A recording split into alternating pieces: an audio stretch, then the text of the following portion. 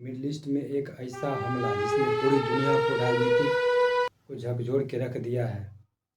Iran के सर्वोच्च नेता अली खेमनी की मौत की खबर के बाद देश में 40 दिनों के लिए राष्ट्रीय शोक घोषित किया गया है और पूरे क्षेत्र में तनाव चरम पर पहुंच गया है।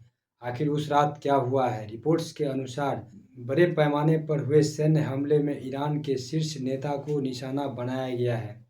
दावा किया जा रहा है कि इस हमले में कई वरिष्ठ सैन्य और सुरक्षा अधिकारी, ईरान के रक्षा मंत्री अजीज नसीरजादेह, आईआरजीसी के कमांडर जनरल मोहम्मद बाकुर, ईरान के सुरक्षा परिषद के सचिव Ali Shamkhani, IRG air space force के प्रमुख ब्रिगेडियर जनरल आमिर अली हाजीदेह के साथ परिवार के सदस्य, खेमनेई के बेटी, दामाद और पोते भी इस हमले में मारे गए हैं। घटना के तुरंत बाद पूरे देश में हाई अलर्ट घोषित कर दिया गया है। तेहरान और आसपास के सभी इलाकों में सुरक्षा बलों की भारी तैनाती कर दी गई है। मिडल ईस्ट में कई हवाई मार्ग बंद कर दिए गए हैं और सैकड़ों अंतर्राष्ट्रीय उड़ानें को भी रद्द कर दी गई है। पूरे क्षेत्र में अनिश्चितता का माहौल फैला हुआ है। राजनीतिक रूप से देखें तो ईरान का संवैधानिक ढांचा अब एक अस्थायी परिषद के हाथों में चला गया है, जिसमें राष्ट्रपति, न्यायपालिका का प्रमुख, गार्जियन काउंसिल का एक सदस्य शामिल भी होते हैं। लेकिन सबसे बड़ा सवाल यह है कि क्या ये सिर्फ सैन्य कार्रवाई थी या मिडल ईस्ट में बड़े युद्ध की शुरुआत हो सकती है? विशेषज्ञों का मानना है कि यह घटना ईरान, इजरायल और अमेरिका के बीच पहले से चल रहे तनाव को इंतजाम है, जो कि आज यह एक नए और खतरनाक स्तर पर चला गया है। अब बात वैश्विक असर की करते हैं।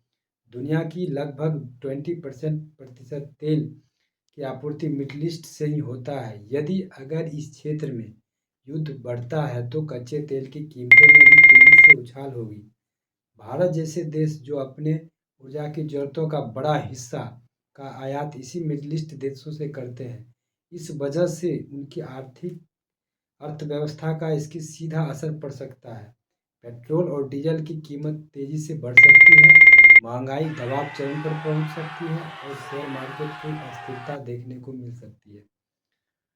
हमले के बाद ईरान द्वारा जवाबी कार्रवाई में तेज कर दी है, जिसमें मिसाइल और ड्रोन लॉन्च भी शामिल है। लेकिन इजराइल खाड़ी देशों में भी हाई अलर्ट घोषित कर दिया गया है, जिससे पूरी दुनिया की नज़र अब इस बात पर टिकी हुई है आगे कौन सा कदम उठाएगी।